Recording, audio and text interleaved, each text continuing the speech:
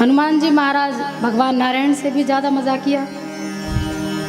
अब हनुमान जी ने कहा कि अच्छा एक बात बताओ नारद जी, अब इतने सारे भक्त हैं, क्या एक ही डायरी में सब भक्तों के नाम आ जाएंगे? हो सकता है भगवान ने दूसरी डायरी बनाई हो।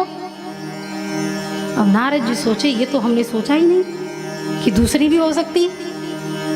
अब तो नारद जी हनुमान जी से ना कुछ पूछे ना कुछ कहे और दौड़कर फिर बैकुंठ पहुंच गए। फिर बैकुंठ गए और भगवान ने कहा अरे नारद जी फिर से आ गए। बोले प्रभु आपने कोई दूसरी डायरी बनाई है? बोले हाँ बनाई है। बोले आपने दिखाई नहीं। बोले हम तो आपको कितनी देर से पुकार रहे थे लेकिन आप सुने तब ना। अब वापिस लौट कर चले गए। हम आपको पुकार रहे थे लेकिन आपने एक भी नहीं सुनी और चले गए। बोले प्रभु तो एक काम करो दूसरी वाली डायरी दिखा दो। भगवान ने कहा देख लो।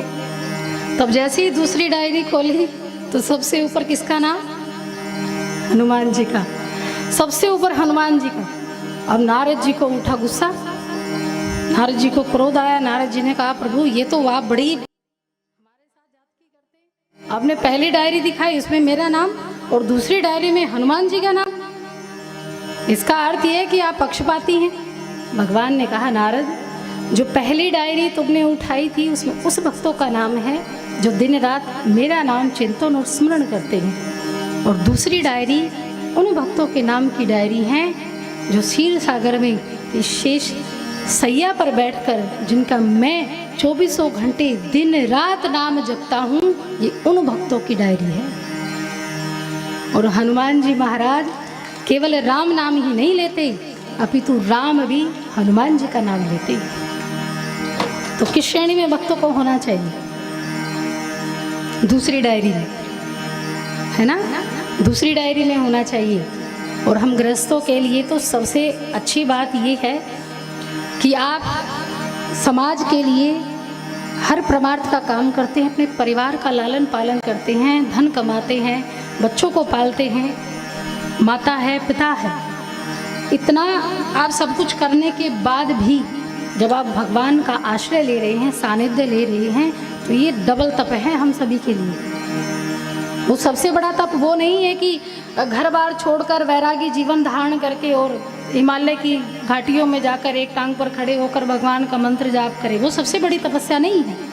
सबसे बड़ी तपस्या वो है जो ग्रस्त में रहकर भी भगवान को पकड़े रखे, जो ग्रस्त में रहकर भी भगवान का आश्रय ले। और सच मानिए जब आप भगवान का आश्रय लेकर ग्रस्त जीवन का पालन करते हैं ना और प्रसाद समझकर ग्रस्त को आगे बढ़ाते हैं, तो वो ग्रस्त, हम कहते हैं ना कि कई बार कि घर मंदिर बन जाता है। कब? जब उसमें भगवान का नाम निरंतर उच्चारित होता है तब मंदिर बनता है। नहीं तो वो घर भी शमशान है जहाँ जीते जी होते हुए व्यक्ति मुर्दे के समान है।